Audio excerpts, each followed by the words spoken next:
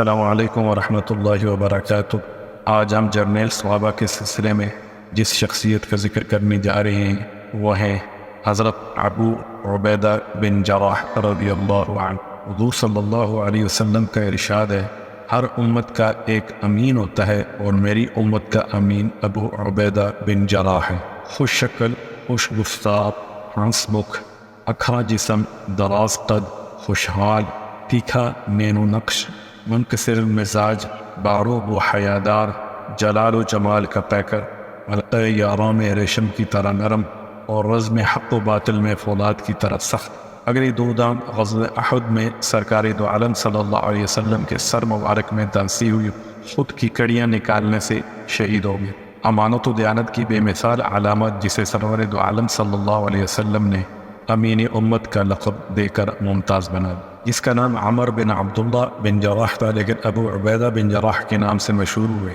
حضرت عبداللہ بن عمر رضی اللہ عنہ فرماتے ہیں کہ قریش میں 3 شخصیات ایسی ہیں جن کے چہرے سب لوگوں سے بڑھ کر حسین، جن کا اخلاق سب سے عمدہ اور جن میں حیا سب سے زیادہ پائی جاتی ہے۔ اگر وہ کسی سے گفتگو کریں تو گویا الفاظ مصری کی ڈلیاں محسوس ہوں، کوئی ان کی طرف دیکھے تو دیکھتا ہی چلا جائے۔ میری نظر میں وہ شخصیات یہ ہیں: حضرت ابو بکر صدیق، حضرت عثمان غنی رضی اللہ عنہ اور حضرت ابو عبیدہ بن جراح۔ حضرت ابو عبیدہ بن جراح کا شمار ان صحابہ کرام رضوان اللہ تعالی علیہم اجمعین میں ہوتا ہے جنہوں نے اسلام قبول کرنے میں سبقت لی۔ آپ صدیق اکبر کے ایمان لانے کے بعد دوسرے روز ہی ان کی دعوت قبول کرتے ہوئے مسلمان ہو گئے تھے۔ حضرت ابو عبیدہ بن جراح، حضرت عبد الرحمن بن عوف، حضرت ارقم بن ابی ارقم اور حضرت عثمان بن مطعون حضرت صدیق اکبر کے ہمراہ سرکار دو عالم صلی اللہ علیہ وسلم کی خدمت میں حاضر ہوئے اور آپ کے روبرو کلمہ حق لا الہ الا اللہ محمد رسول اللہ پڑھ کر مسلمان ہونے کا اعلان کیا۔ بلا شبہ یہ عظیم شخصیات وہ پہلی مضبوط بنیادیں ہیں جن پر اسلام کا محل تعمیر کیا گیا۔ حضرت ابو عبیدہ بن جراح ہر آزمائش میں پورے اترے۔ قریش مکہ کی جانب سے پیدا کردہ تلخ حالات کا جواں مردی اور صبر و تحمل سے مقابلہ کیا۔ اس دور ابتلاء میں ثابت قدم رہے اور رسول اللہ صلی اللہ علیہ وسلم کی صداقت و امانت کا صمیم قلب سے اعتراف۔ شاہ ابی طالب نے پیش آنے والی نازک ترین حالات کا خندہ پیشانی سے استقبال کیا۔ کسی مرحلے میں بھی مایوسی و نا امیدی کو قریب نہ بٹکنے، لیکن میدان بدر میں پیش آنے والی آزمائش اس قدر نازک تھی کہ انسانی تخیل میں بھی نہ آ سکے۔ وہ یہ کہ غزوہ بدر میں حضرت ابو عبیدہ بن جراح بے خوف و خطر دشمنوں کی صفوں کو چیرتے ہوئے آگے بڑھتے جا رہے تھے۔ آپ کے اس جرأت مندانہ اقدام سے دشمنوں کی صفوں میں بھگدڑ مچ گئی۔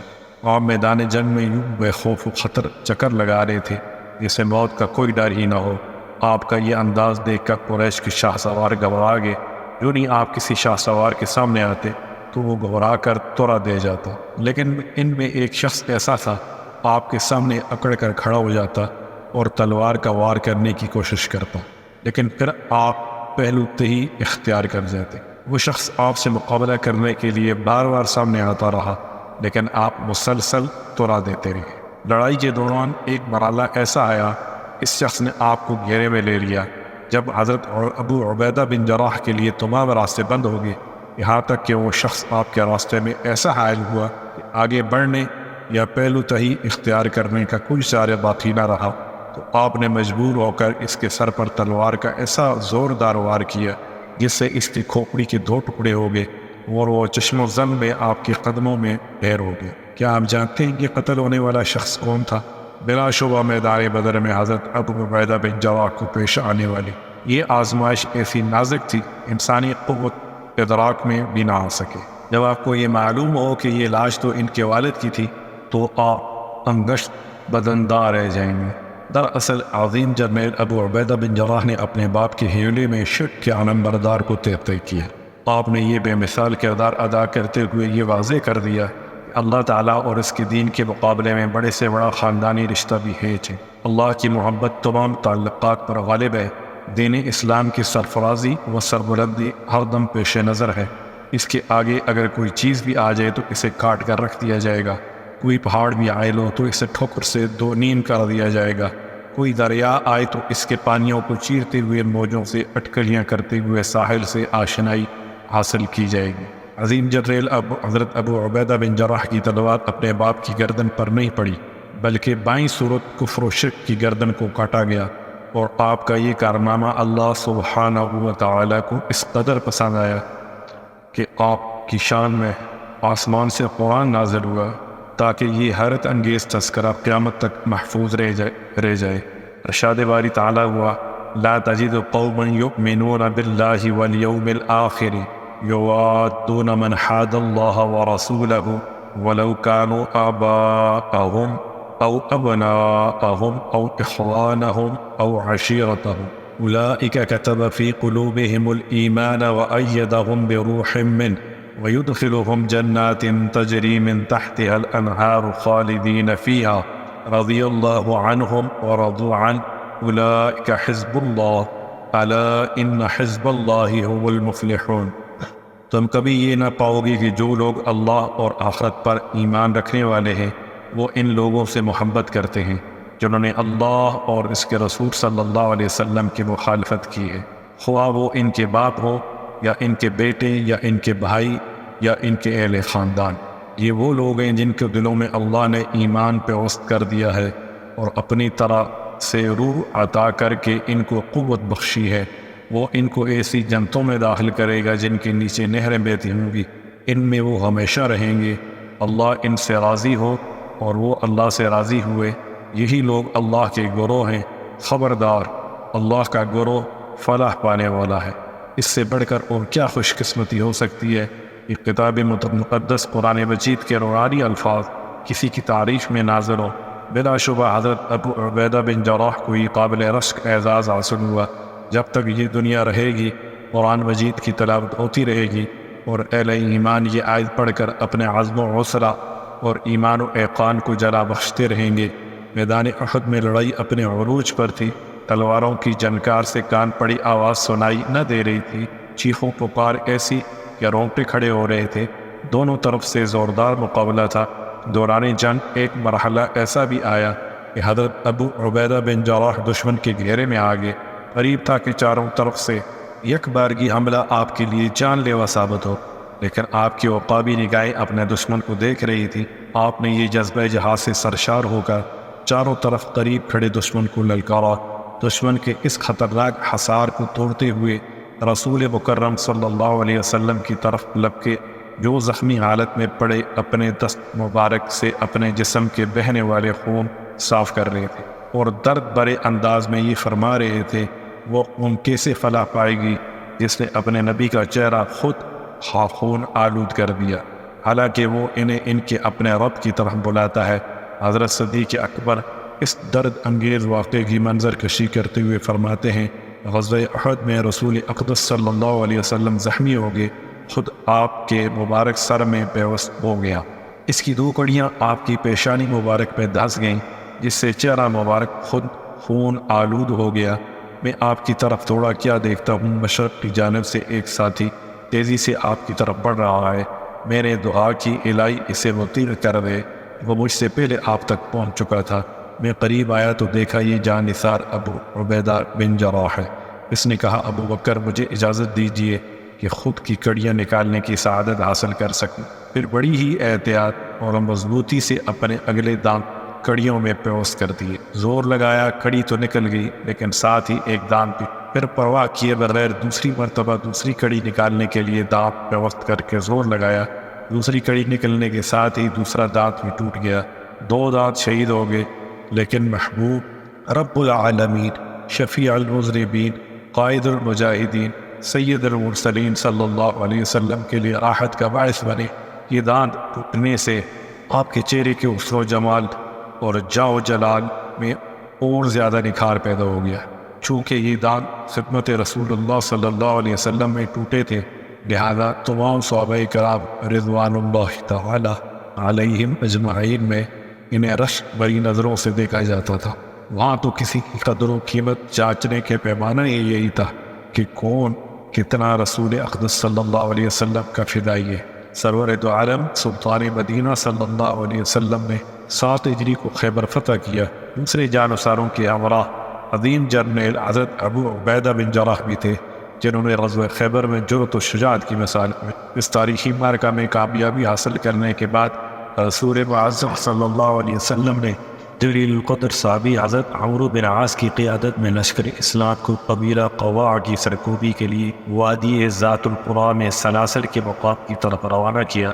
انہوں نے میدان جنگ کا جائزہ لے کر دربار رسالت سے مزید کمک کا مطالبہ کیا، تو رسول معظم صلی اللہ علیہ وسلم نے حضرت ابو عبیدہ بن جراح کی قیادت میں لشکر روانہ کیا، جس میں سیدنا صدیق اکبر اور سیدنا فاروق اعظم رضی اللہ عنہ جیسے جلیل القدر صحابہ کرام رضوان اللہ تعالی علیہم اجمعین بھی موجود تھے۔ مقام سلاسل پر پہنچ کر پورے لشکر اسلام کی قیادت کا مسئلہ زیر بحث آیا، تو حضرت ابو عبیدہ بن جراح نے کمال حسن اخلاق کا مظاہرہ کرتے ہوئے حضرت عمرو بن عاص کی زیر قیادت معرکہ آرائی میں حصہ لینے کا اعلان کر کے یہ ثابت کر دیا کہ رسول اقدس صلی اللہ علیہ وسلم کا وفا شعار ساتھی قیادت کے لیے نہیں بلکہ صرف اسلام کی سربلندی کے لیے برسر پیکار ہوتا ہے۔ بھلا جس نے شہادت کو اپنا مقصد حیات بنا لیا ہو، اسے قیادت کا کیا لالچ ہو سکتا ہے؟ شاعر نے کیا خوب کہا ہے، شہادت ہے مطلوب و مقصود و مومن، نہ مال غنیمت نہ کشور کشائی۔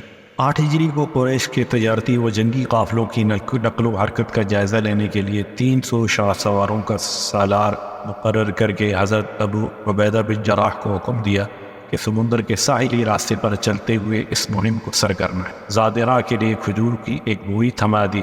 آپ نے کمال دیانت و امانت کا مظاہرہ کرتے ہوئے بڑی ہی محتاط طریقے سے کھجوریں استعمال کیں۔ دوران سفر ایک نازک ترین مرحلہ ایسا بھی آیا، ہر مجاہد کے حصے میں ایک کھجور آتی اور وہ اسی پر گزارا کرتا، یہاں تک کہ کھجوریں بالکل ختم ہوں۔ مجاہدین درختوں کے پتے کھا کر پانی پیتے، یوں آتش شکم کا مداوع ہوتا۔ یہ مہم معرکہ ذات الخبط کے نام سے مشہور ہوئی۔ خبط درخت کے پتوں کو کہتے ہیں۔ چونکہ مجاہدین کی نقل و حرکت ساحلی علاقے میں تھی، اللہ تعالیٰ کو اپنے بندوں پر ترس آیا۔ سمندر نے ایک دے ہوئے کل مچھلی خشکی کی طرف اچھال دی۔ کئی روز تک مجاہدین اس قدرتی ضیافت سے لطف اندوز ہوتے رہے۔ اللہ اپنے ماننے والوں کو اور اس کی ذات پر کامل بھروسہ کرنے والوں کو کبھی مایوس نہیں کرتا۔ کچھ آزمائش کا دور آتا ہے، لیکن ہر تنگی کے بعد آسانی کا میسر آنا قانونی قدرت ہے۔ بلکہ تنگی اگر ایک آتی ہے تو آسانیاں 2 میسر آتی ہیں۔ دربار رسالت صلی اللہ علیہ وسلم سے 300 مجاہدین کے لیے زادیہ ایک بوری کھجور ملی تو زبان پر کوئی حرف شکایت نہ تھا۔ سرور عالم صلی اللہ علیہ وسلم پر اعتماد اور رب جلیل پر بھروسے کا یہ حال کہ مستقبل میں خوراک کے لیے کوئی فکر ہی نہیں۔ ایمان کی یہ حالت کہ قلب و ذہن کی گہرائیوں میں یہ بات سمائی ہوئی ہے کہ جس نے پیدا کیا ہے، جس کے نام کی سربلندی کے لیے میدان میں نکلے ہیں، وہی رزق بہم پہنچ جائے گا، اور اس نے ایسا رزق پہنچایا جو وہم و گمان بے مینہ تھا۔ شاہ امم سلطان مدینہ صلی اللہ علیہ وسلم کو اپنے جان نثار ساتھی حضرت ابو عبیدہ بن جراح سے بہت پیار تھا۔ اشتر مواقع پر آپ اسے دوسروں پر ترجیح دیتے تھے۔ 9 ہجری کو یمن سے وفد نجران دربار رسالت میں حاضر ہوا۔ وفد کے اراکین دائرہ اسلام میں داخل ہوئے اور بڑے ہی مؤدبانہ انداز میں التجا کی کہ ہمارے ساتھ کسی ایسے ساتھی کو روانہ کرے جو ہمیں کتاب و سنت کی تعلیم دے۔ وفد کا یہ مطالبہ سن کر آپ نے ارشاد فرمایا، میں آپ کے ساتھ ایک دیانتدار اور امین شخص کو بھیجوں گا جو امانت و دیانت کا حق ادا کرے گا۔ آپ نے اس جملے کو 3 دفعہ دہرایا۔ صحابہ کرام رضوان اللہ تعالی علیہم اجمعین نے جب رسول اقدس صلی اللہ علیہ وسلم کی زبان مبارک سے یہ تعریفی کلمات سنے تو ہر ایک کے دل میں یہ خواہش انگیاں لینے لگی کہ کاش ان پیارے اور عمدہ کلمات کا مجھے مستحق قرار دیا جائے۔ امیر المؤمنین سیدنا فاروق اعظم رضی اللہ عنہ فرماتے ہیں، میں نے کبھی کسی عہدے یا منصب کو حاصل کرنے کی دلی خواہش نہیں کی، لیکن اس دن میرے دل میں شوق پیدا ہوا کہ کاش اس تعریف کا اطلاق مجھ پر ہو۔ میں ظہر کی نماز کے لیے جلدی مسجد میں پہنچا۔ جب رسول اکرم صلی اللہ علیہ وسلم نے ظہر کی نماز پڑھا دی، پھر آپ نے اپنے دائیں دیکھا، میں نے اپنی گردن اونچی تاکہ آپ کی نظر مجھ پر پڑ جائے۔ آپ صلی اللہ علیہ وسلم نمازیوں پر نظر دوڑاتے رہے، یہاں تک کہ آپ کی نگاہ حضرت ابو عبیدہ بن جراح پر پڑی۔ انہیں اپنے پاس بلایا اور ارشاد فرمایا، آپ اس وفد کے ساتھ جائیں گے، ان کے باہمی اختلاف کو حق و انصاف سے نمٹائیں گے۔ حضرت ابو عبیدہ بن جراح اس وقت کے ہمراہ یمن تشریف لے گئے اور وہاں پہنچ کر دربار رسالت سے ملنے والی ہدایات کے مطابق تعلیم و تربیت کے فرائض سر انجام دینے لگے۔ رسالت میں آپ کی زبان مبارک سے نکلے ہوئے تعریفی کلمات حضرت ابو عبیدہ بن جراح کے لیے سرمایہ حیات بن۔ یہ ایک ایسا اعزاز ہے جس میں آپ تمام صحابہ کرام رضوان اللہ تعالی علیہم اجمعین میں ممتاز نظر آتے ہیں۔ حضرت ابو عبیدہ بن جراح نے غزوہ احد، غزوہ بدر، غزوہ خندق، غزوہ بنو قریظہ، جنگ سلاسل، جنگ دمشق، معرکہ فحل، معرکہ خمس اور جنگ یرموک کے علاوہ اور بہت سے چھوٹے بڑے معرکوں میں اپنی بہادری و جوانمردی کے جوہر دکھلائے۔ مقام حدیبیہ بیت رضوان میں شریک ہوئے، بلکہ اس موقع پر جو معاہدہ تحریر کیا گیا تھا اس میں بھی ان کی دستخط۔ حجۃ الوداع میں بھی رسول اقدس صلی اللہ علیہ وسلم کے ہم سفر تھے۔ شاہ امم سلطان مدینہ صلی اللہ علیہ وسلم کا جب وصال ہوا، صحابہ کرام رضوان اللہ تعالی علیہم اجمعین پر غم کے پہاڑ ٹوٹ پڑے۔ ہر آنکھ اشک بار تھی اور ہر دل غمگین و پریشان تھا، اور پھر آپ کے بعد خلیفہ المسلمین کا انتخاب بڑا اہم مسئلہ تھا۔ اس نازک ترین موقع پر حضرت ابو عبیدہ بن جراح نے بہت اعلیٰ و عمدہ کردار کا مظاہرہ کرتے ہوئے انصار و مہاجرین کو سمجھایا۔ سیدنا صدیق اکبر نے تمام پریشان حال صحابہ کرام رضوان اللہ تعالی علیہم اجمعین سے کہا، تم میں عمر بن خطاب موجود ہیں، جس کے متعلق رسول اقدس صلی اللہ علیہ وسلم کے یہ الفاظ اس کی شان کو دوبارہ کرتے ہیں کہ عمر کے مسلمان ہونے سے اللہ نے دین کو غلبہ عطا کیا ہے۔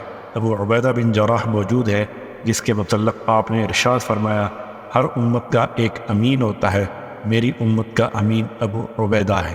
ان دونوں میں سے کسی ایک کو اپنا امیر منتخب کر لو، لیکن دونوں نے آگے بڑھ کر سیدنا صدیق اکبر کے ہاتھ پر بیعت کر لی۔ یہ منظر دیکھ کر تمام مہاجرین و انصار تیزی سے آگے بڑھے اور سب نے صدیق اکبر کے دست مبارک کر بیعت کی، جس سے شورش تھم گئی اور ہر ایک نے سکھ کا سانس لی۔ اس طرح انہوں نے اپنے حسن تدبر سے ایک ایسا مسئلے پر آسانی سے قابو پا لیا جو امت مسلمہ کے لیے بڑی اہمیت کا حامل۔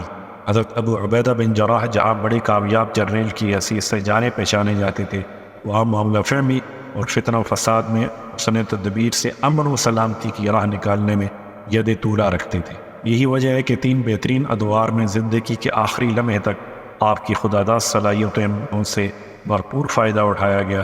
رسول اقدس صلی اللہ علیہ وسلم انہیں امین امت قرار دیا۔ صدیق اکبر نے خلیفہ اول بنانے کی تجویز پیش کی اور فاروق اعظم نے فرمایا، اگر ابو عبیدہ زندہ ہوتے تو میں اسے خلیفہ نامزد کر دیں۔ سرزمین شام کا مشہور و معروف مرکزی شہر حمص فتح کرنے کے بعد عظیم جرنیل حضرت ابو عبیدہ بن جراح لشکر اسلام کی قیادت کرتے ہوئے آگے بڑھے۔ حضرت عبادہ بن صامت کو حمص کا نگران مقرر کیا۔ راستے میں آنے والی تمام آبادیاں سرنگوں ہوتی چلی گئیں۔ لاذقیہ ایک مضبوط قلعہ نما شہر تھا، اس کا محاصرہ کر لیا گیا، لیکن اسے فتح کرنا آسان دکھائی نہ دی۔ یہاں عظیم مدبر جرنیل حضرت ابو عبیدہ بن جراح نے ایک نئی تدبیر اختیار کر کے اپنے اور بیگانوں کو مرتع حیرت میں ڈال دیا۔ آپ نے مجاہدین کو حکم دیا کہ شہر کے قریبی میدانی علاقے میں غاریں کھودیں۔ جب بہت سی غاریں تیار ہو گئیں تو لشکر اسلام کو حکم دیا محاصرہ ختم کر دو۔ حمص کا محاصرہ ختم کر کے کوش کیا تو شہر میں خوشی کی لہر دوڑ گئی۔ سبھی نے یہ سمجھا کہ مصیبت ٹل گئی۔ جب لشکر آنکھوں سے اوجھل ہوا تو تمام لوگ شہر سے باہر آ گئے۔ دن بھر شہر میں چہل قدمی اور چہل پہل رہی، تمام دروازے کھلے رہے، لوگ آزادی سے شہر کے اندر باہر آتے جاتے رہے۔ شام ہوتے ہی دروازے بند کر دیے گئے۔ رات کی تاریکی چھا گئی۔ سپہ سالار نے حکم دیا رات کی تاریکی کا فائدہ اٹھاتے ہوئے تمام مجاہدین شہر کے قریب کھودی گئی غاروں میں چھپ جائیں۔ ایسا ہی کیا گیا۔ جب دوسرے روز معمول کے مطابق شہر کے دروازے کھول دیے گئے، لوگ آزادانہ باہر آنے جانے لگے، تو اس موقع سے فائدہ اٹھاتے ہوئے تمام مجاہدین اچانک غاروں سے نکل کر شہر میں داخل ہو گئے۔ یوں بڑی ہی آسانی سے لاذقیہ شہر کو فتح کر لیا گیا۔ معاذ جنگ میں غاروں کی کھدائی آج کے جدید دور میں بھی مورچہ بندی کے لیے نہایت مفید تصور کی جاتی ہے۔ اس کا آغاز عظیم جرنیل حضرت ابو عبیدہ بن جراح نے۔ یرموک ایک دریا کا نام ہے جو دریائے اردن سے جا ملتا ہے اور دونوں دریاؤں کے مقام اتصال سے 30 میل اوپر دریائے یرموک دائرے کی صورت میں چکر کاٹتا ہوا گزرتا ہے، جس سے ایک میدان بن جاتا ہے۔ یہاں پر سیدنا صدیق اکبر کے دور خلافت میں مشہور جنگ لڑی کی، جسے اس میدان کی مناسبت سے جنگ یرموک کہا جاتا ہے۔ اس میں مسلمانوں کے مقابل رومی لشکر تھا جس کی تعداد 2 لاکھ تھی اور مسلمان صرف 40,000 تھے۔ حضرت خالد بن ولید جب سرزمین عراق سے دور دراز کا سفر کرتے ہوئے میدان یرموک میں پہنچے تو یہ صورتحال دیکھ کر پریشان ہوئے کہ لشکر اسلام چند گروپوں میں تقسیم ہے اور ہر گروپ کا ایک امیر۔ حضرت ابو عبیدہ بن جراح کے ماتحت ایک لشکر ہے، حضرت یزید بن ابی سفیان دوسری لشکر کے امیر ہیں، حضرت شرجیل بن حسنہ تیسری لشکر کے اور عمرو بن عاص چوتھے لشکر کے۔ حضرت خالد بن ولید نے سب کو جمع کر کے درد بھرے انداز میں خطاب کرتے ہوئے فرمایا، دشمن بڑی تیاری سے میدان میں اترا ہے، وہ تعداد میں کئی گنا ہم سے زیادہ ہے۔ اگر ہم ایسے ہی مختلف گروپوں میں تقسیم ہو کر لڑے قطعاً کامیاب نہیں ہو سکے۔ میری رائے میں یہ ہے کہ ہم ہر دن کے لیے ایک امیر کے ماتحت لڑنے پر اتفاق کر لیں تو لشکر اسلام مکمل اتحاد و یگانت کا مظاہرہ کرتے ہوئے کامیابی کی طرف تیزی سے بڑھ سکتا ہے۔ آج کے دن کی امارت مجھے سپرد کر دی جائے اور اسی طرح یکے بعد دیگرے ابو عبیدہ بن جراح، یزید بن ابی سفیان، شرجیل بن حسنہ اور عمرو بن عاص باری باری پورے لشکر کی امارت کے فرائض سر انجام۔ یہ تجویز سن کر پورے لشکر نے خوشی اور اطمینان کا اظہار کیا۔ پہلے دن کی امارت حضرت خالد بن ولید کے سپرد کر دی گئی۔ انہوں نے لشکر اسلام کو اپنی جنگی تجربات کی روشنی میں ترتیب دیا۔ دونوں فوجیں آمنے سامنے آئیں، قمصان کا رن پڑا۔ 1 لاکھ سے زائد رومی میدان جنگ میں پہلے ہی روز مار۔ میدان میں تلواریں کھڑکھڑا رہی تھیں، ہر طرف چیخوں پکار کی صدائیں بلند ہو رہی تھیں۔ مسلمان اور رومی لشکر کے صفایا میں مصروف تھے۔ لشکر اسلام حضرت خالد بن ولید کی قیادت میں آگے بڑھ رہا تھا کہ عین ایسے نازک ترین موقع پر دارالخلافہ مدینہ منورہ سے قاصد ایک پیغام لے کر میدان جنگ میں پہنچا اور اس نے تحریری پیغام حضرت ابو عبیدہ بن جراح کے سپرد کیا۔ انہوں نے چپکے سے اسے اپنے جیب میں ڈالا اور کسی کو اس کی خبر نہ ہونے دی۔ جب فتح و نصرت نے لشکر اسلام کی قدم بوسی کی، عظیم جرنیل حضرت خالد بن ولید فاتح کی حیثیت سے میدان میں کھڑے تھے تو انہوں نے ابو عبیدہ بن جراح امیر المؤمنین کا پیغام لے کر آگے بڑھے۔ بڑے ہی ادب و احترام کا مظاہرہ کرتے ہوئے تحریری پیغام ان کی خدمت میں پیش کیا۔ وہ دیکھ کر آپ دیدہ ہوئے کیونکہ اس میں سیدنا صدیق اکبر کے دنیا فانی سے رحلت کر جانے کی غمناک خبر دی گئی، انا للہ و انا الیہ راجعون، اور ساتھ ہی امیر المؤمنین عمر بن خطاب کے خلیفہ مقرر ہونے کی اطلاع دی، جس پر اللہ کا شکر بجا لائے اور معاً بعد یہ حکم پڑھ کر ششدر رہ گئے کہ انہوں نے خالد بن ولید کو معزول کر کے ان کی جگہ پر حضرت ابو عبیدہ بن جراح کو لشکر اسلام کا سالار اعظم مقرر کیا تھا۔ حضرت خالد بن ولید نے امیر المؤمنین کے حکم کی تعمیل کرتے ہوئے حضرت ابو عبیدہ بن جراح کی قیادت میں ایک سپاہی کی حیثیت سے دشمن سے لڑنے کے لیے برغبہ و رغبت آمادگی کا اظہار کر دیا اور ساتھ ہی فرمایا، ابو عبیدہ اللہ آپ پر رحمت نشاور کرے، جس وقت یہ خط آپ کو ملا تھا آپ نے اسی وقت مجھے کیوں نہ بتایا؟ امین امت حضرت ابو عبیدہ بن جراح نے فرمایا، مجھے قطعاً پسند نہ تھا میدان جنگ میں آپ کے بڑھتے ہوئے قدم روک دوں۔ ہم دنیا کی سلطانی نہیں چاہتے اور نہ ہی دنیا کے لیے ہم کام کرتے ہیں، ہم سب اللہ کی رضا کے لیے آپس میں بھائی بھائی ہیں۔ حضرت ابو عبیدہ بن جراح نے اس نازک ترین موقع پر کمال صبر و تحمل کا مظاہرہ کرتے ہوئے یہ ثابت کر دیا کہ شاہی امم سلطان مدینہ صلی اللہ علیہ وسلم کی تربیت نے دل پر کیسے گہرے اور خوشگوار نقوش مرتب کیے ہیں کہ دل میں ایک ہی تمنا ہے کہ اسلام کی سربلندی و سرفرازی نصیب ہو۔ اپنے سپہ سالار مقرر ہو جانے کی قطعاً دل میں کوئی خوشی نہیں اور معزول ہونے والے کے دل میں کوئی ملال نہیں۔ بلا شبہ یہ رسول اقدس صلی اللہ علیہ وسلم کی تعلیم و تربیت کا کرشمہ تھا کہ بگڑے ہوئے انسان اعلیٰ اخلاقی اقدار کے پیغمبر بن گئے۔ شاعر نے کیا خوبصورت کہا، یہ فیضان نظر تھا یا کہ مکتب کی کرامت تھی، سکھلائی کس نے اسماعیل کو آداب فرزندی۔ دمشق فتح ہو جانے کے بعد ادیب جرنیل حضرت ابو عبیدہ بن جراح نے امیر المؤمنین سیدنا عمر بن خطاب کو اطلاع دیتے ہوئے عرض کی، اہلیان دمشق آپ کی زیارت کے خواہاں ہیں، آپ تشریف لائیں تو شہر کی چابی آپ کی خدمت اقدس میں پیش کی جائے۔ آپ یہ اطلاع ملتے ہی شام کی طرف روانہ ہوئے۔ استقبال کرنے والوں سے پوچھا، میرا بھائی کہاں ہے؟ حاضرین نے تعجب سے پوچھا، کون آپ کا بھائی ہے؟ فرمایا، ابو عبیدہ بن جراح۔ عرض کیا، دیکھیے وہ تشریف لا رہے ہیں۔ آپ آگے بڑھ کر ان سے بغلگیر ہوئے اور پھر ان کے گھر تشریف لے گئے۔ گھر میں انتہائی سادگی دیکھ کر حیران ہوئے۔ عظیم جرنیل کا گھر دنیاوی ساز و سامان سے بالکل خالی ہے، صرف تلوار، تیر کمان اور گھوڑے کی زین کے علاوہ کچھ دکھائی نہیں دیا۔ تو مسکراتے ہوئے پوچھا، ابو عبیدہ، بڑی حیرانگی کی بات ہے، آپ نے اتنے بڑے عہدے پر فائز ہوتے ہوئے بھی اپنے لیے کچھ نہیں بنایا۔ عرض کیا، امیر المؤمنین، میرے لیے یہ کافی ہے۔ فرمایا، مجھے آپ سے یہی امید تھی، آپ امانت کے اعلیٰ معیار پر قائم و دائم رہیں گے۔ حضرت ابو عبیدہ بن جراح فاروق اعظم رضی اللہ عنہ کے پورے دور خلافت میں آپ کے معاون اور وفا شعار رہے۔ صرف ایک حکم کے علاوہ کسی بھی معاملہ میں کبھی آپ کے حکم و عدولی نہیں کی۔ کیا آپ کو علم ہے کہ حضرت ابو عبیدہ بن جراح نے خلیفۃ المسلمین کے کس حکم کو تسلیم کرنے سے انکار کر دیا تھا؟ واقعہ یہ ہے کہ حضرت ابو عبیدہ بن جراح ملک شام میں لشکر اسلام کی قیادت کا فریضہ انجام دے رہے تھے اور بڑی تیزی سے شہر در شہر فتح ہوتے جا رہے تھے۔ پورا ملک شام فتح ہو گیا، اسلامی حکومت کی سرحدیں دور دور تک پھیل چکی تھی، فتوحات کا سلسلہ پورے عروج پر تھا۔ عین اس وقت شام میں طاعون کی ایسی خطرناک وبا پھیلی جس کی مثال پہلے نہیں ملتی۔ لوگ بڑی تیزی سے اس بیماری کا شکار ہوتے رہے۔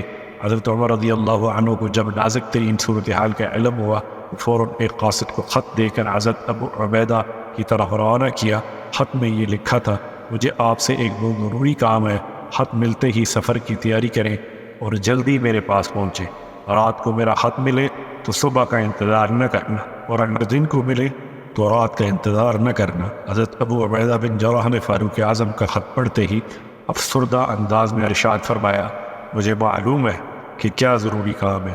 دراصل وہ ایک ایسے شخص کو باقی رکھنا چاہتے ہیں جو اس دنیا میں ہمیشہ باقی رہنے والا نہیں۔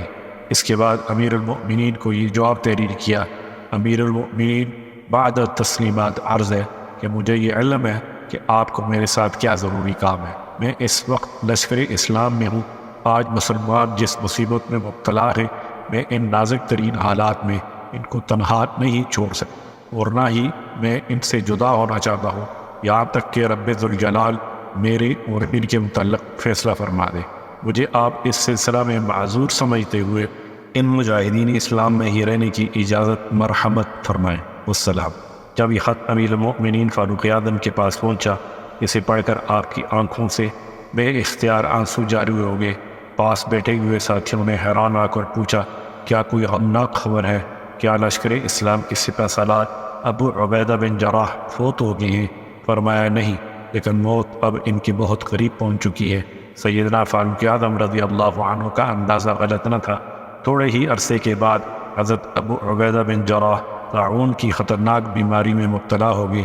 زندگی کے آخری لمحات میں لشکر اسلام کو وصیت کرتے ہوئے ارشاد فرمایا، میں تمہیں آج ایک نصیحت کرتا ہوں، اگر تم لوگوں نے اسے تسلیم کر لیا تو ہمیشہ امن و سلامتی تمہارے ہم قدم رہے گی۔ نماز قائم کرنا، رمضان کے روزے رکھنا، سب کو خیرات کرتے رہنا، حج بیت اللہ کرنا، عمرہ ادا کرنا، آپس میں ایک دوسرے کو عمدہ باتوں کی تلقین کرتے رہنا، اپنے حکمرانوں کے ساتھ خیر خواہی سے پیش آنا، حکمرانوں کو کبھی دھوکہ نہ دینا، دیکھنا دنیا تمہیں کہیں غافل نہ کر دے۔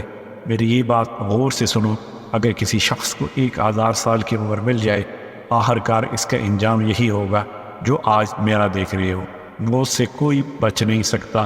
سب کو میری طرف سے سلام، اور اللہ ذوالجلال والاکرام کی تم پر بے پایاں رحمت ہو۔ اس کے بعد حضرت معاذ بن جبل کی طرف دیکھتے ہوئے ارشاد فرمایا، معاذ، لوگوں کو اچھی طرح نماز پڑھایا کرے۔ اچھا، اللہ حافظ، یہ کہا اور آپ کی روح افسر عنصری سے پرواز کر گئی۔ حضرت معاذ بن جبل کھڑے ہوئے اور لرزتے ہوئے ہونٹوں کو جنبش دیتے ہوئے ارشاد فرمایا، برادران اسلام، آج تم ایک ایسے شخص کے غم میں مبتلا ہو جو ہم میں سب سے بڑھ کر نیک دل تھا، جس کا سینہ حسد و بغض سے پاک، اور جو آخرت سے بہت زیادہ پیار کرنے والا اور اپنے ساتھیوں سے خیر خواہی سے پیش آنے والا تھا، جسے شاہ امم سلطان مدینہ صلی اللہ علیہ وسلم نے امین امت کا خطاب دیا اور اسے زندگی میں جنت کی بشارت دی۔ اس کی خوش قسمتی کے کیا کہنے، آؤ مل کر اس کی بلندی درجات کے لیے دعا کریں۔ اللہ اس پر اپنی رحمت کی برکھا برسائے۔ وہ اللہ سے راضی اور اللہ اس سے راضی۔ السلام علیکم ورحمۃ اللہ وبرکاتہ۔